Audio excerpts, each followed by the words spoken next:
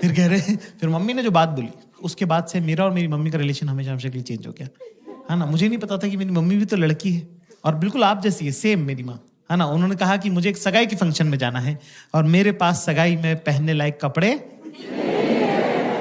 और क्या हम क्या 3 भाई थे ना, तो हमारे घर में सेंसिटिविटी और मेकअप का सामान दोनों नहीं आ पाए।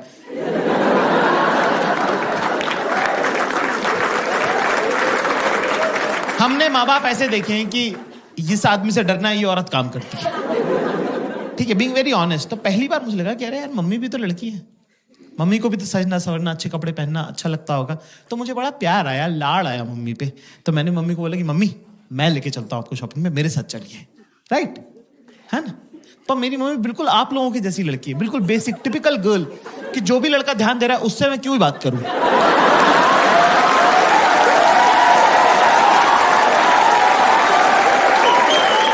जो इग्नोर कर रहा है उसी में तो घुसे रहना है 24 घंटे। भाई अगला बंदा टस से मस नहीं हुआ। जैसे सारी अरेंज मैरिजेस होती है मेरे साथ ही आना पड़ा। मैंने गाड़ी में मम्मी से पूछा, मैंने कहा मम्मी पापा आपको शॉपिंग कैसे कराते हैं। अच्छा, हमारी मम्मी पापा की है चाइल्ड मैरिज, तो मेरी मम्मी को पता भी नहीं, कंपैरेटिव भी नहीं है मेरी मम्मी के पास कुछ, कि कुछ और क्या हो सकता था बेटर। जो पापा ने सिखा दिया वही फाइनल है। तो मैंने पूछा मम्मी पापा आपको शॉपिंग कैसे कराते थे। तो मेरी मम्मी ने बताया मुझे कि पापा इंदौर में मम्मी को स्कूटर पे लेके जाते हैं बाजार, और वहां बाजार पहुंचने के बाद कहते हैं कि 10 मिनट है तेरे पास, मैं स्कूटर बंद नहीं करूंगा, अगर तू वापस नहीं आए तो चला के घर चला जाऊंगा।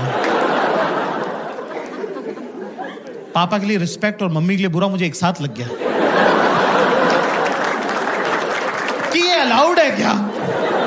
मेरी मम्मी के साथ ऐसे कैसे किया, पर ये अलाउड है क्या।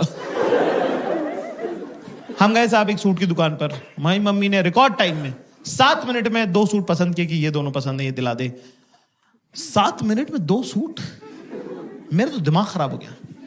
मैं पैसे देने ही लगा था, अचानक से मुझे एक आइडिया आया कि मेरे पापा ने मेरे बचपन के इतने सारे प्लान्स खराब करे हैं, क्यों ना पापा की बंदी को गलत आदत डाल दी जाए। अपना कौन सा रोज रोज का लेना देना है, भुगतेगा अगला, भुगतेगा हमारा क्या। तो मैंने बोला मम्मी आप ट्राई करके देखो। मम्मी बोली यार ऐसे थोड़ी होता है। मैंने कहा हाँ ट्राई करके देखो। मम्मी को ट्राई का कॉन्सेप्ट ही नहीं पता था कि ट्रायल कर सकते हैं।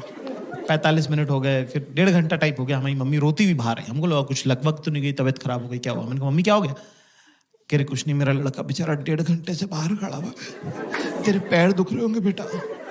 ये सुन के मेरी भी आंखें छलक गई, मेरी भी आंखों में आंसू आ गए। मैंने कहा मम्मी आपको पता नहीं है पिछले 10 साल में आपके बेटे के साथ क्या क्या हुआ है। बाप 3 दिन सारा के बाहर खड़ा रहो। Girls in the house give me chair.